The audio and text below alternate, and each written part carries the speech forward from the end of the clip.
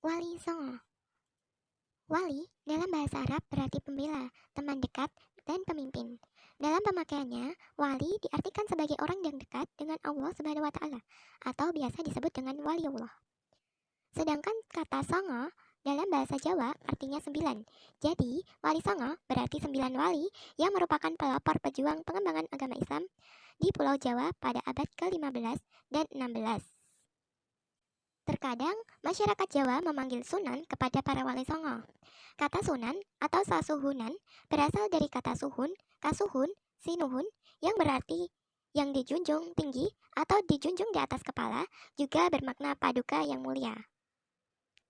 Gelar atau sebutan Sunan digunakan oleh para raja Mataram Islam sampai kerajaan Surakarta saat ini.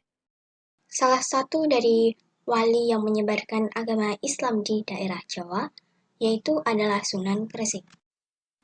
Hal pertama yang akan saya jelaskan adalah mengenai biografi dari Sunan Kresik. Sunan Kresik dikenal dengan nama Maulana Malik Ibrahim atau Maulana Maghribi, yang merupakan wali pertama yang menyebarkan Islam di tanah Jawa. Beliau berasal dari kota Gasam di daerah Hadramaut. Syekh Maulana Malik Ibrahim datang ke Pulau Jawa pada tahun 1404 Masehi. Jauh sebelum beliau datang, Islam sudah ada walaupun sedikit. Hal ini dibuktikan dengan adanya makam Fatimah binti Maimun yang nisannya bertuliskan tahun 1082. Beliau merupakan keturunan dari wilayah Arab Maghrib di Afrika Utara. Sebagian versi Babat menyatakan bahwa kedatangannya disertai beberapa orang.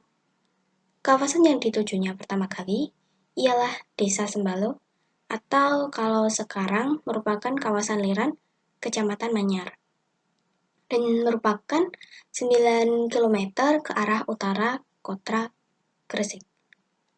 Beliau lalu mulai menyebarkan agama Islam di tanah Jawa, anggota timur, dengan membangun masjid pertama di daerah Pasucinan Manyar.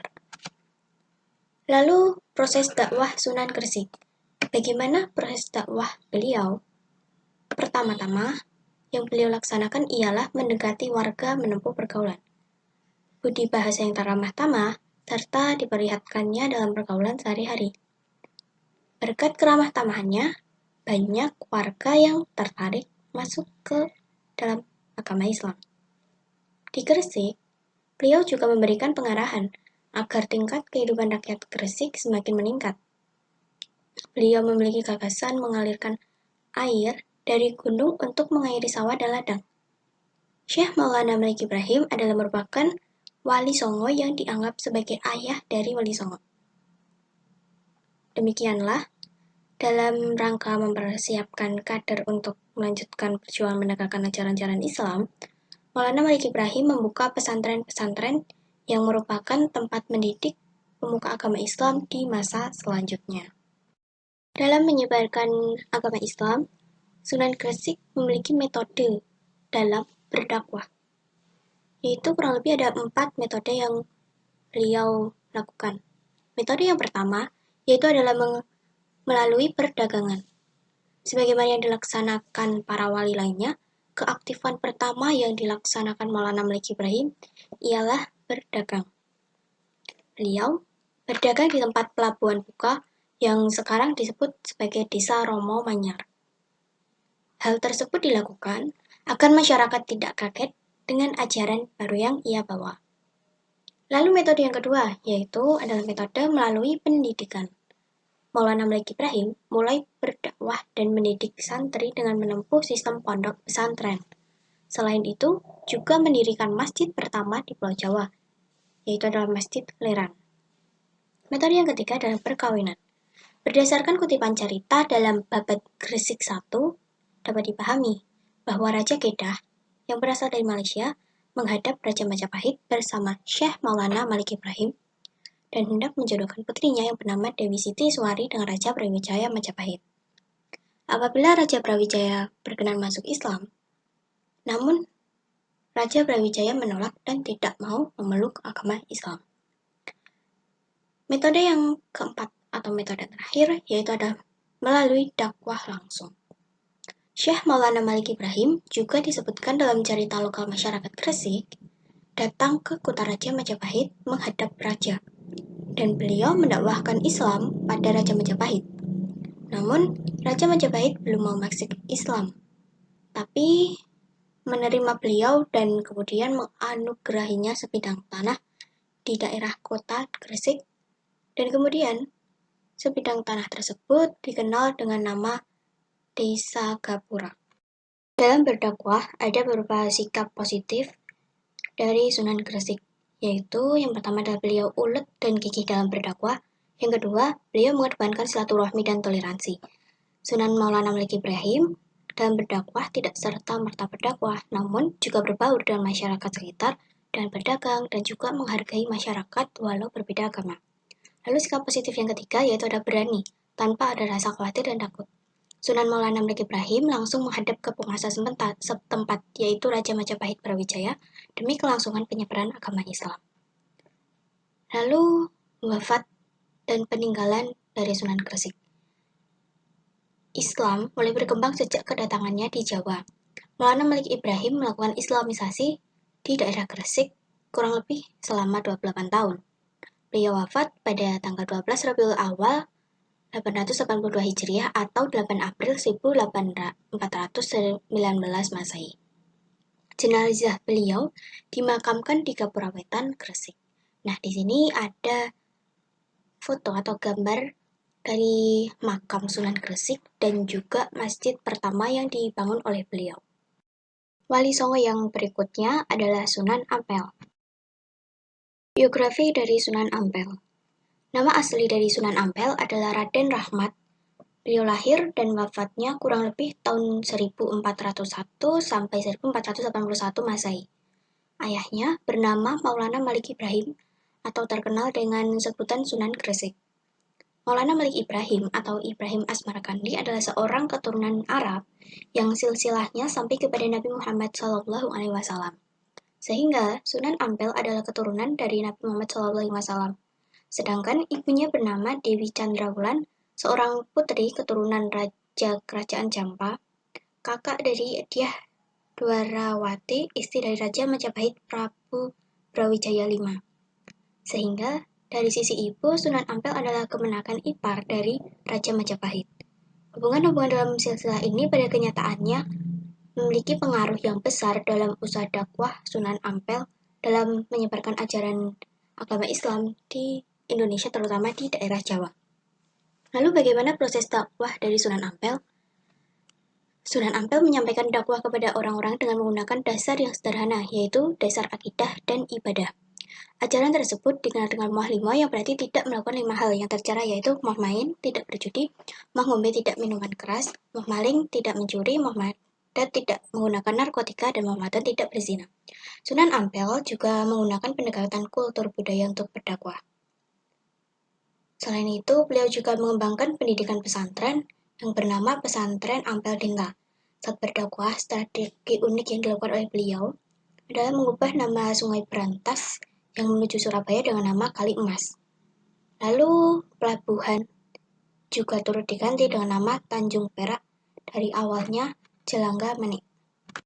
Sikap positif yang digunakan oleh Sunan Ampel dalam berdakwah yang pertama adalah selalu membantu kepada siapapun. Yang kedua adalah mengedepankan nilai ibadah.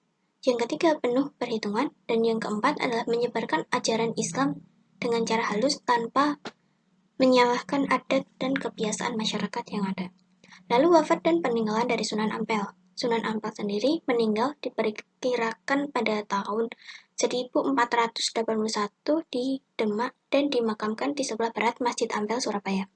Dan di sini sudah saya tampilkan gambar atau foto dari masjid peninggalan Sunan Ampel dan juga makam beliau.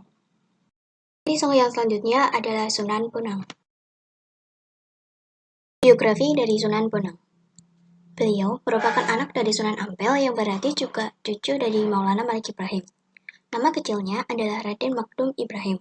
Lahir diperkirakan tahun 1465 Masehi dari seorang perempuan bernama Nyi Ageng Manila, yang merupakan seorang Bakti di Tuban. Sunan Bonang belajar agama dari pesantren ayahnya di Ampel Dinta.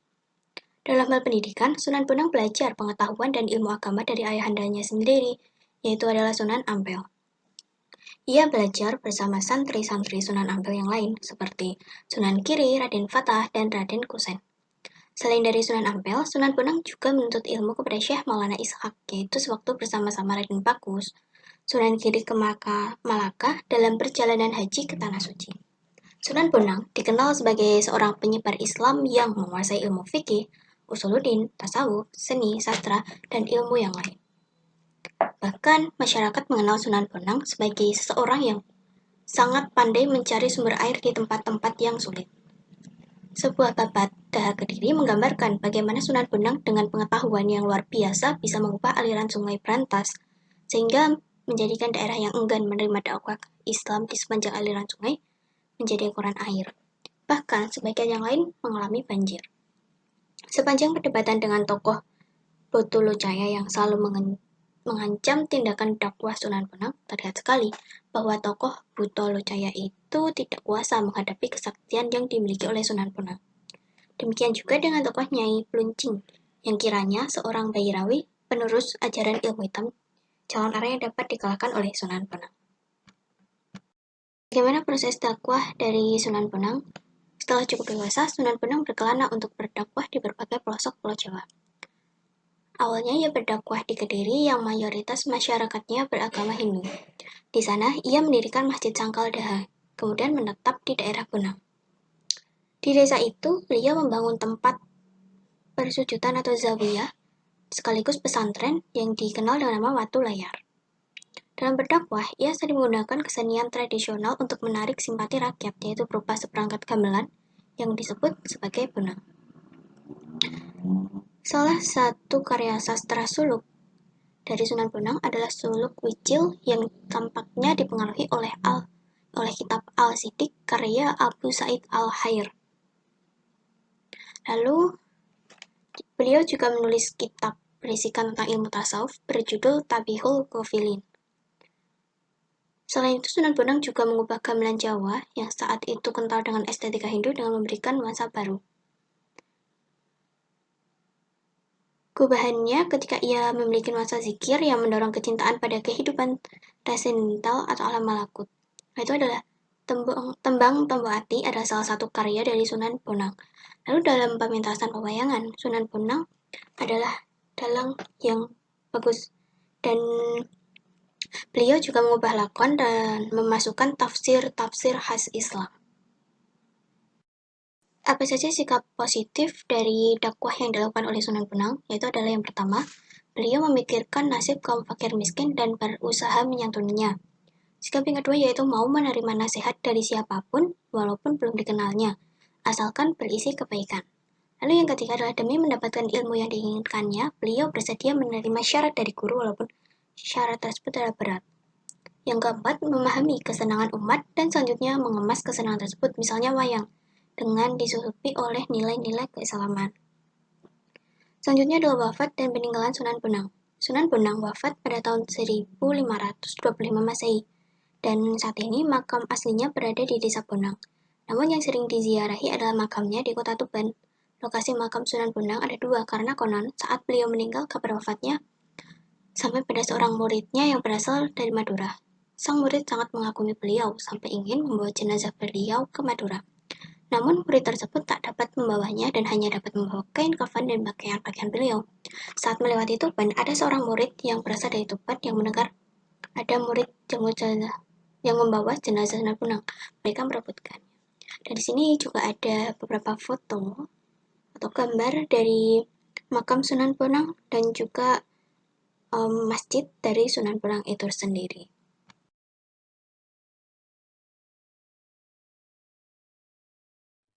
Sunan Giri, nama lainnya Raden Paku, Prabu Satmata, Sultan Abdul Faqih, Raden Ainul Yakin, dan Joko Samudro. Kelahiran Sunan Giri. Sunan Giri lahir di Blambangan atau daerah Banyuwangi tahun 1442. Beberapa babat berpendapat bahwa dia anak Maulana Ishak, yaitu mubalik dari Asia Tengah. Maulana Ishak diceritakan menikah dengan Dewi Sekardado, yaitu putri dari Menak Sembunyo, penguasa wilayah Belambangan pada masa kesudahan kekuasaan Majapahit. Pendapat lainnya yang menyatakan bahwa Sunan Giri yaitu keturunan Rasulullah Shallallahu Alaihi Wasallam, yaitu melalui jalur keturunan Husain bin Ali, Ali Zainal Abidin, Muhammad Al-Baqir, Ja'far As-Siddiq, Ali Al-Uraqdi, Muhammad An-Naqib, Isa Ar-Rumi, Ahmad Al-Muhajir, Ubaidillah, Alwi Awal, Muhammad Sahibus Usumayyah, Alwi Atsani, Ali Kali, Qasam, Muhammad Sahab Bats, Alwi Ami Al-Faqih, Abdul Malik atau Ahmad Khan, Abdullah atau Al-Azamat Khan, Ahmad Jalal atau Jalaluddin Hal, kemudian Jamaluddin Akbar Al-Husaini atau Maulana Akbar, Maulana Ishak, dan Ainul Yakin atau Sunan Giri. Umumnya, pendapat tersebut yaitu berdasarkan riwayat pesantren-pesantren Jawa Timur dan catatan nasab Sa'adah Al-Badawi, Hadramaut.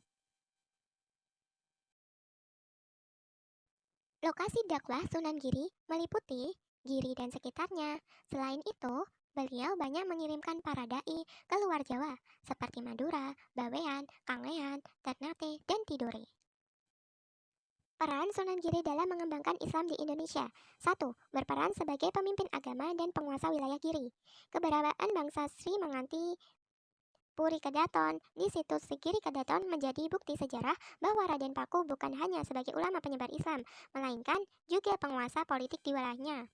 Gelar Prabu Satmata atau Sunan Giri juga disematkan ke Raden Paku. Dalam bahasa Jawa kuno, Sunan Giri berarti Raja Giri. Usaha dakwah yang dilakukan menjadi lebih meluas dan leluasa karena memegang kedudukan sebuah pemimpin. Sebagai bagian dari Dewan Wali Songo, Sunan Giri bertugas membuat tatanan pemerintahan di Jawa, mengatur kalender perhitungan siklus perubahan hari, bulan, tahun, windu, menyesuaikan siklus pawukon, serta merintis pembukaan jalan. Yang kedua, mengambil alih fungsi dukuh menjadi pesantren. Salah satu proses islamisasi melalui pendidikan yang diperankan Sunan Giri adalah usaha mengambil alih lembaga pendidikan jiwa Buddha yang disebut mandala, asrama, atau dukuh menjadi pesantren. Penyebaran santri dari berbagai penjuru menunjukkan kemajuan dan perkembangan pesantren yang mulai diminati masyarakat masa itu. Yang ketiga, mengembangkan pendidikan terbuka bagi masyarakat. Dalam dakwahnya, Sunan Giri tidak hanya mengembangkan sistem pesantren yang diikuti santri-santrinya di berbagai daerah, melainkan mengembangkan pendidikan masyarakat secara terbuka dengan menciptakan berbagai jenis permainan anak-anak, yaitu yang pertama ada jelungan. Jelungan adalah permainan anak yang berperan sebagai pemburu dan yang lainnya menjadi objek pemburuan. Arti permainan tersebut adalah seorang yang sudah berpegang teguh pada agama Islam, maka ia akan selamat dari ajakan setan atau iblis yang dilambangkan sebagai pemburu. Yang kedua, ada jamuran. Permainan tradisional ini melibatkan 4-12 anak dan dimainkan pada malam hari saat bulan purnama. Dalam permainan ini terkandung makna kerjasama, peduli, dan menambah keakraban dengan sesama. Sunan Giri juga membuat tembang-tembang permainan anak, yaitu Padang Bulan, Jor, Gula Janti, Cublak-cublak Suwang. Kemudian, yang keempat, memanfaatkan seni pertunjukan sebagai media dakwah. Pada masa Majapahit, pertunjukan di masyarakat berhubungan dengan ritual-ritual keagamaan Hindu yang berkaitan dengan tempat-tempat sakral, pilihan hari dan waktu, pemain terpilih, sesaji, dan busana khusus. Seni wayang diperkirakan sudah ada di Nusantara sejak tahun 930 Masehi yang merupakan asli kebudayaan Jawa. Pertunjukan wayang merupakan pertunjukan ritual yang berasal dari cerita Ramayana dan Mahabharata. Pergelarannya dikaitkan dengan upacara spiritual agar terhindar dari bencana-bencana bersifat gaib. Karena itu dalam diposisikan sebagai orang suci atau pendeta. Melihat potensi dakwah dalam bidang pertunjukan ini, Sunan Giri dan Wali Songo lainnya mengambil alih seni pertunjukan dan menyelaraskan isi cerita dengan ajaran tauhid dalam Islam, seperti menggelar pertunjukan warang purcil dengan pedoman cerita Menak yang mengisahkan kepahlawanan Hamzah, paman Nabi Muhammad SAW. Pergelaran pun disertai dengan tata cara yang sopan, santun, dan jauh dari maksiat. Sikap positif dalam pribadi Sunan Giri. Dalam usaha menyebarkan dan mengembangkan dakwah Islam di Indonesia, Sunan Giri patut menjadi teladan dan sikap positif yang ditunjukkan antara lain, yaitu yang pertama, santri cerdas, tekun, ulet dalam menuntut ilmu. Sejak anak-anak hingga tumbuh dewasa, Sunan Giri mengenyam pendidikan pesantren di Ampel Denta dan berguru kepada Syekh Maulana Ishak, ayahnya, saat singgah di Malaka, Aceh. Kecerdasannya diakui Sunan Ampel sehingga diberikan gelar Raden Ainul Yakin. Yang kedua, toleran dan bijak dalam berdakwah. Dalam melaksanakan dakwahnya, Sunan Giri terkadang mendatangi masyarakat ke rumahnya dan berbicara empat mata untuk menyampaikan ajaran Islam, sehingga lambat laun akan diterima dengan baik tanpa paksaan. Yang ketiga, pemimpin yang mengayomi rakyat. Dalam batu nisan Sunan Giri tertulis 4 pedoman hidup yang dijalani sebagai pemimpin. A. Berilah makanan pada mereka yang lapar. B. Berilah pakaian pada mereka yang tidak menutup aurat. Kemudian yang C. Berilah payung pada mereka yang kehujanan. D. Berilah tongkat pada mereka yang buta. Prinsip hidup yang diterapkan ketika menjadi pemimpin agama sekaligus pemimpin wilayah Giri. Ia sosok mendapatkan kehidupan keilmuan, politik, spiritual, guna membangun peradaban dunia. Yang keempat, seniman kreatif. Kemampuan Sunan Giri dalam menuangkan ide-ide kreatif dalam menyebarkan Islam melalui pendidikan dan seni budaya telah menjadikan seniman yang memanfaatkan seni untuk agama. Kreasinya membuat permainan anak, membuat tembang yang berisi pesan moral, dan menambahkan lakon-lakon dalam seni wayang yang mengandung nafas keislaman menjadi teladan yang patut dicontoh. Prinsip dakwah yang disampaikan para wali songo seiring dengan ajaran agama yang menjunjung nilai akhlak mulia sebagaimana yang dicontohkan Nabi Muhammad SAW.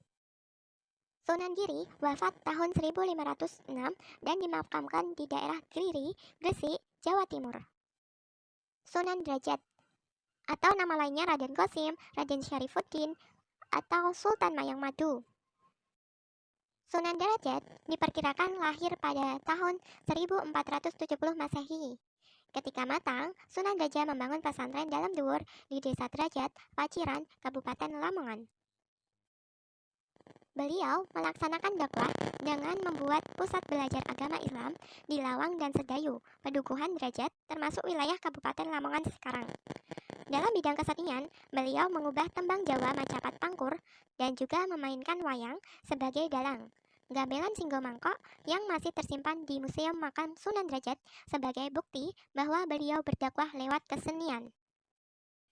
Peran Sunan Derajat dalam mengembangkan Islam di Nusantara. 1. Meningkatkan kesejahteraan masyarakat. Dalam dakwahnya, Sunan Derajat dikenal dengan sosok yang berjiwa sosial, sangat peduli dengan kehidupan fakir miskin, serta lebih mengutamakan peningkatan kesejahteraan masyarakat. Sunan Derajat tidak hanya mengajarkan ilmu agama, melainkan mengajarkan tata cara membangun rumah, membuat alat-alat yang digunakan untuk memikul orang, seperti tandu dan joli. 2. Menanamkan pendidikan akhlak. Dalam menyampaikan dakwah, masyarakat mengenal Pepali Pitu, atau 7 dasar ajaran yang mencakup 7 falsafah hidup yang dijadikan pijakan dalam kehidupan. Dilihat dari nasihat-nasihat dan petuah-petuahnya yang dikenal masyarakat sebagai Pepali Pitu, menggambarkan sosoknya yang sangat peduli terhadap masyarakat bawah. Dakwahnya sangat merakyat dan begitu membaur dengan masyarakat. Isi Pepali Pitu. 7 ajaran menurut Sunan Derajat. 1. Membangun resep ciasing sesama. Artinya, kita selalu membuat senang hati orang lain. 2. Jroning suko kudu eling lan waspada. Artinya, dalam suasana gembira, hendaknya tetap ingat Tuhan dan selalu waspada. 3. Laksi taning subroto tan nyipta marang pringgo bayaning lampah. Artinya, dalam upaya mencapai cita-cita luhur, jangan menghiraukan rintangan. 4. Maperhardening pancatria. Artinya, senantiasa berjuang menekan gejolak nafsu indrawi. Nomor 5. Heneng, hening, henung. Artinya, dalam diam akan dicapai keheningan. Dalam hening akan mencapai jalan kemuliaan. 6. Mulya guna pancawaktu. Artinya, kemuliaan lahir batin dicapai dengan menjalani salat 5 waktu. 7. Wenehono teken marang wong kang wuta. Artinya, berikan tongkat pada orang yang buta. Wenehono mangan marang wong kang luwe. Artinya, berikan makan pada orang yang lapar. Wenehono busono marang wong kang kaudanan. Artinya, berikan pakaian pada orang yang tidak mempunyai pakaian. Wenehono ngiyup marang wong kang kudanan. Artinya, berikan tempat berteduh bagi orang yang kehujanan. Sikap positif dalam pribadi Sunan Derajat. 1. Merakyat dan peduli fakir miskin. Sebelum menyampaikan dakwah, Sunan Derajat mengawali dakwahnya dengan memberikan perhatian terhadap kesejahteraan dan kondisi masyarakat. Fakir miskin menjadi perhatiannya saat berdakwah. Nah, Sunan Derajat memberikan pemahaman tentang ajaran Islam yang menekankan etos kerja, solidaritas, gotong royong. Kemudian, Sunan Derajat menjadi sosok yang sangat dekat dengan masyarakat, bukan saja karena cara dakwahnya yang sederhana dan berorientasi kepada kesejahteraan, melainkan karena kemampuan komunikasinya lewat kesenian. Nomor 2. Kesenian yang mendidik. Bagi Wali Songo, seni dijadikan media dakwah untuk menyampaikan ajaran Islam. Ia mampu mengubah sejumlah tembang dan tampil sebagai dalang pertunjukan wayang. Penanaman akhlak lewat lakon-lakon wayang menjadikan masyarakat menyerap nilai-nilai Islam lewat pertunjukan yang mereka gemari. 3. Berdakwah dengan arif dan bijaksana. Dalam menghadapi masyarakat yang masih mempertahankan tradisi Jawa yang melekat dalam keseharian, Sunan Derajat menyikapinya dengan arif dan bijaksana, dengan melakukan komunikasi yang baik, mempertahankan tradisi yang ada selama tidak ada bertentangan dengan nilai-nilai agama, bahkan menambahkan tradisi yang ada dengan tradisi nilai-nilai ajaran Islam. Di usia tua, Sunan Derajat tinggal di Dalam Wulur, sebuah tempat tinggi arah selatan dari Desa Derajat. Disinilah ia menghabiskan masa hidupnya untuk berdakwah. Terdapat sejumlah peninggalan yang terpelihara sampai sekarang, di antaranya singko mengkok, yaitu seperangkat alat musik gamelan dan benda lainnya. Sunan Derajat wafat pada tahun 1522 Masehi, dimakamkan di Desa Derajat, Kecamatan Paciran, Kabupaten Lamongan, Jawa Timur. Sunan Kalijaga, atau nama lainnya Raden Syahid Syekh Malaya. Kelahiran Sunan Kalijaga. Sunan Kalijaga diperkirakan lahir pada tahun 1450 dengan nama Raden Said. Dia adalah putra Adipati Tuban yang bernama Tumenggung Wilatikta atau Raden Sahur. Nama lain Sunan Kalijaga antara lain Lokajaya, Syekh Malaya, Pangeran Tuban, dan Raden Abdurrahman. Berdasarkan satu versi masyarakat Cirebon, nama Kalijaga berasal dari desa Kalijaga di Cirebon. Pada saat Sunan Kalijaga berdiam di sana, dia sering berendam di sungai Kali atau Jaga Kali. Silsilah mengenai asal-usul beliau, ada yang berpendapat yang menyatakan bahwa beliau juga masih keturunan Arab. Tetapi masih banyak pula yang menyatakan ia adalah orang Jawa asli. Van den Berg menyatakan bahwa Sunan Kalijaga adalah keturunan Arab yang silsilahnya sampai kepada Rasulullah SAW. Sementara itu, menurut Babat Tuban menyatakan bahwa Arya Teja alias Abdurrahman berhasil mengislamkan Adipati Tuban, Arya Dikara, dan mengawini putrinya. Dari perkawinan ini, ia memiliki putra bernama Arya Wilaktikta. Menurut catatan Tom Spires, penguasa Tuban pada tahun 1500 Masehi adalah cucu penguasa dari Islam pertama di Tuban. Sunan Kalijaga atau Raden Mas Said adalah putra Arya Wilaktikta. Sejarawan lain seperti De Graaf membenarkan bahwa Arya Teja atau Abdurrahman memiliki silsilah dengan Ibnu Abbas, paman Muhammad. Sunan Kalijaga mempunyai 3 anak, salah satunya Umar Said atau Sunan Muria. Peran Sunan Kalijaga dalam mengembangkan Islam di Indonesia. Yang pertama, menanamkan nilai-nilai Islam melalui seni wayang.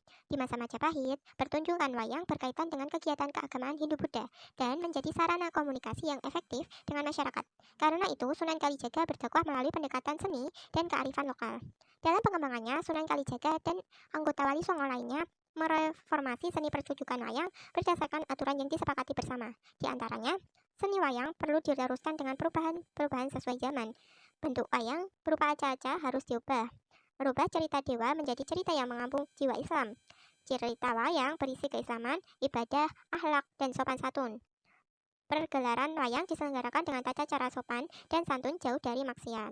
Salah satu contoh perubahan wayang yang diterapkan Wali Songo misalnya cerita dewa-dewa yang menjadi tokoh sesembahan juga menjadi susunan silsilah keturunan Nabi Adam dan jalur Sish. Begitu juga tokoh-tokoh yang diidolakan dalam ajaran Kapitaya seperti Semar, Petro, Nala, Gareng, dan Bagong dimunculkan sebagai punakawan yang mampu mengalahkan dewa-dewa Hindu. Sultan Kalijaga tampil dengan kepiawaian sebagai dalang, berkeliling ke berbagai daerah menjadikan Islam berkembang dan meluas di Nusantara.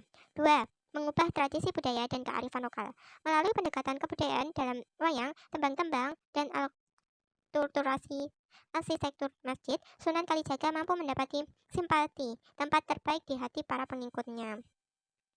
Contohnya, dalam tembang atau puisi tradisional telah dijadikan media dakwah oleh Sunan Kalijaga. Beberapa Tembang cukup dikenal masyarakat seperti Rumoksa ing Wengi, Tembang Liir-Lir membuat ajaran spiritual.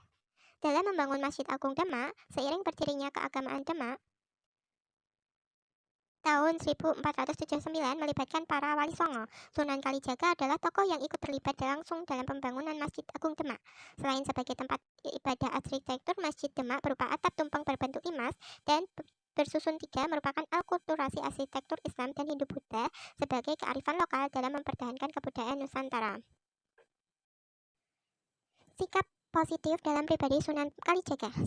Tekun, istiqomah, dan toleran. Usia yang panjang bagi Sunan Kalijaga memberikan waktu yang luang baginya mengabdikan diri menyebarkan Islam. Penyebaran Islam yang cukup meluas di tangan Sunan Kalijaga dan wali songo lainnya. Dikarenakan ketekunannya berkeliling dakwah dari satu daerah ke daerah lain dengan pendekatan seni budaya dan kebijaksanaan, menyampaikan ajaran Islam dengan cara santun, toleran, tanpa ada paksaan. Kedatangannya menjadi dalang di sejumlah daerah tanpa mengharap upah baginya. Ucapan dua kalimat syahadat menjadi upah yang tak ternilai harganya. 2. Seniman kreatif punya banyak ide dan gagasan. Sebagai peninggalan bersejarah seperti gubahan tembang, karya suluk, rancangan dan lakon wayang kulit, permainan tradisional, formasi alat-alat gamelan, rancangan alat-alat pertanian, dan sumbangsi terhadap ketataan negaraan yang baik merupakan sikap hidup bernilai positif untuk diteladani. Sosoknya menjadi kreator atas perubahan wayang, menuangkan ide guna pengembangan Islam patut menjadi contoh bagi Muslim Indonesia untuk terus bermotivasi untuk kemajuan umat manusia. Salah satu contoh tembang Sunan Kalijaga adalah Kidung Rumaksa ing Wengi. Beliau wafat pada tahun 1513. Beliau dimakamkan di Desa Kadilangu, tidak jauh dari kota Demak atau Bintara. Makam ini sampai sekarang ramai diziarahi oleh orang-orang. Baiklah, assalamualaikum warahmatullahi wabarakatuh. Baiklah, di sini kita akan belajar mengenai biografi dan sejarah Wali Songo. Jadi, Wali Songo yang akan saya jelaskan pada kali ini adalah yang pertama yaitu Sunan Kudus, kedua Sunan Muria, ketiga Sunan Gunung Jati. Sunan Kudus adalah putra dari Raden Usman Haji yang bergelar sebagai Sunan Ngudung dari Jipan Panolan. Kanjeng Sunan Kudus menikah dengan Putri Pecat Tanda Terung menurunkan 7 orang anak, yaitu Nyi Ageng Pembayun, Panembahan 38 Palembang, Panembahan Mekaos Honggo Kusumo, Panembahan Karimun, Panembahan Kali, Ratu Pradabinabar yang menikah dengan Pangeran Pancawati, Panglima Sunan Kudus, Panembahan Joko yang wafat sewaktu masih usia muda. Cara dakwah Sunan Kudus yaitu strateginya pendekatan kepada massa. Jadi strateginya itu Sunan Kudus itu mendekat kepada masyarakat seperti itu, yaitu membiarkan adat istiadat dan kepercayaan lama yang sukar diubah. Mereka sepakat untuk tidak mempergunakan jalan kekerasan atau radikal menghadapi masyarakat yang demikian. Lalu bagian adat yang tidak sesuai dengan ajaran Islam tetap mudah dirubah, maka segera dihilangkan. Lalu menghindarkan konfrontasi secara langsung atau secara keras di dalam cara menyiarkan agama Islam, dengan prinsip mengambilkan ikan tetapi tidak mengeruhkan airnya. Ya, seperti itu permisalannya. Lalu pada akhirnya boleh saja merubah adat dan kepercayaan masyarakat yang tidak sesuai dengan ajaran Islam. Kalangan umat Islam yang sudah tebal imannya harus berusaha menarik simpati masyarakat non-muslim agar mau mendekat dan tertarik pada ajaran Islam. Sebab dengan melakukan gerak-gerik mereka sudah merupakan dakwah nyata yang dapat memikat masyarakat non-muslim.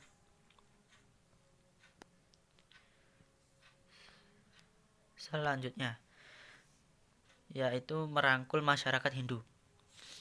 Bentuk masjid yang dibuat Sunan Kudus pun juga tak jauh beda dengan candi-candi milik orang Hindu. Menara Kudus yang cantik itu, yang hingga sekarang dikagumi oleh orang seluruh dunia, karena keanehannya.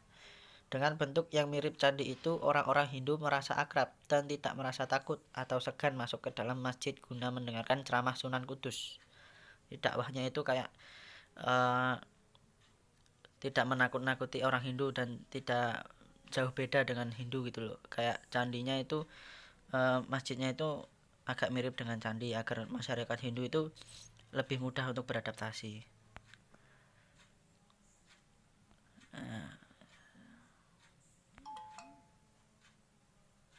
Lalu selanjutnya merangkul masyarakat Buddha. Nah, tadi kan sudah merangkul masyarakat Hindu. Nah, sekarang merangkul masyarakat Buddha.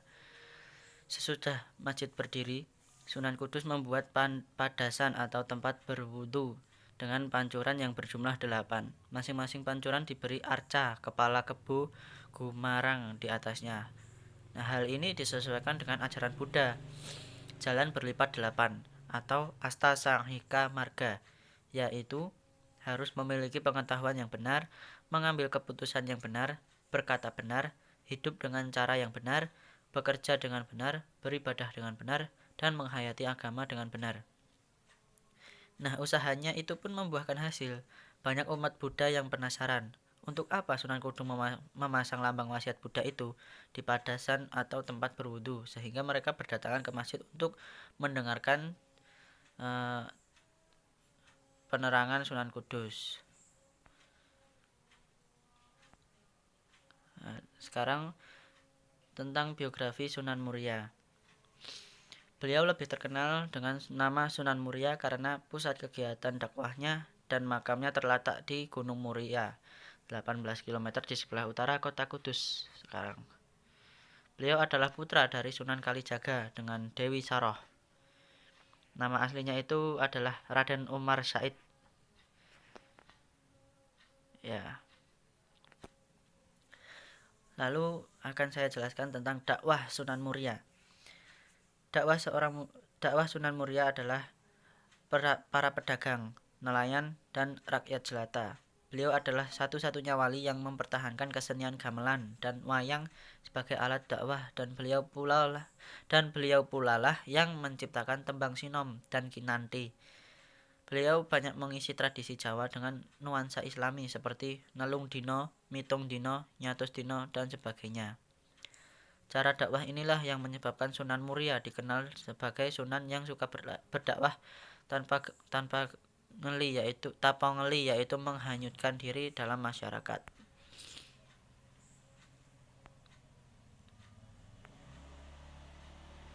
Tradisi keagamaan lama yang dianut masyarakat tidak dihilangkan, melainkan diberi warna Islam dan dikembangkan menjadi tradisi keagamaan baru yang khas Islam.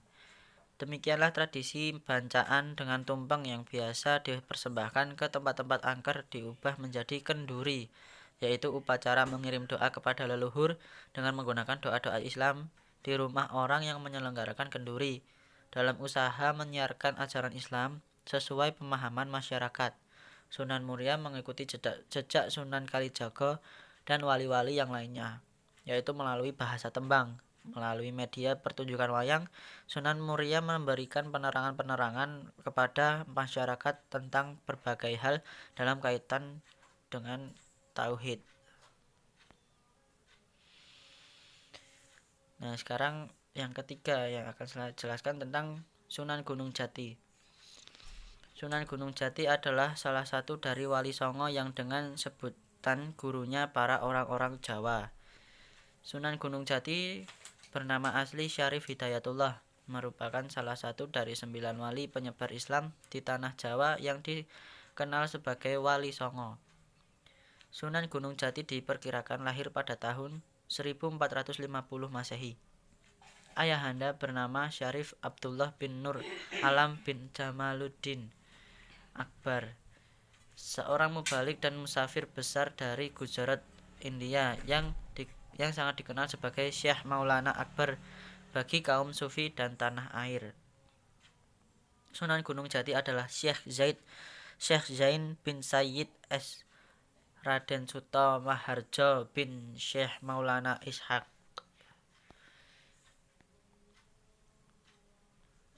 Strategi Sunan Gunung Jati dalam pengembangan agama Islam di Cirebon. Strategi Sunan Gunung Jati dalam pengembangan agama Islam di Cirebon dilakukan dengan pendekatan agama, ekonomi, politik, dan kultural. Bidang agama, intensitas pengembangan agama Islam ke segenap penjuru Tatar Sunda. Bidang ekonomi, Sultan menekankan bidang perdagangan terutama dengan negeri-negeri wilayah Nusantara. Selain itu, dikembangkan pula hubungan perdagangan dengan negeri Campa, Malaka, Cina, India, dan Arab. Mendukung kegiatan ekonomi dibuat jalan-jalan antara istana ke pelabuhan Muara Jati dan pasar. Bidang politiknya, Sunan Gunung Jati memperluas bangunan istana Pakumwati sebagai tempat pusat kegiatan pemerintahan. Untuk bidang kulturalnya, Sunan Gunung Jati menggunakan sistem desentralisasi. Setelah Cirebon berada di bawah kekuasaan Kesultanan Islam yang dipimpin oleh Syarif Hidayatullah atau Sayyid Kamil atau Syekh Jati atau Sunan Gunung Jati, maka kota tersebut tumbuh menjadi pusat kekuatan politik Islam di Jawa Barat atau Tatar Sunda. Cirebon di bawah kekuasaan Syarif Hidayatullah selain sebagai pusat kekuasaan Kesultanan Islam juga merupakan pusat penyebaran agama Islam dan sekaligus sebagai pusat perdagangan yang menjadi lintasan perdagangan internasional, yaitu lintasan perdagangan jarak jauh yang 36 dikenal perdagangan jalur sutra. Baiklah, segitu saja yang dapat saya sampaikan. Bila ada kurangnya, saya mohon maaf. Assalamualaikum warahmatullahi wabarakatuh.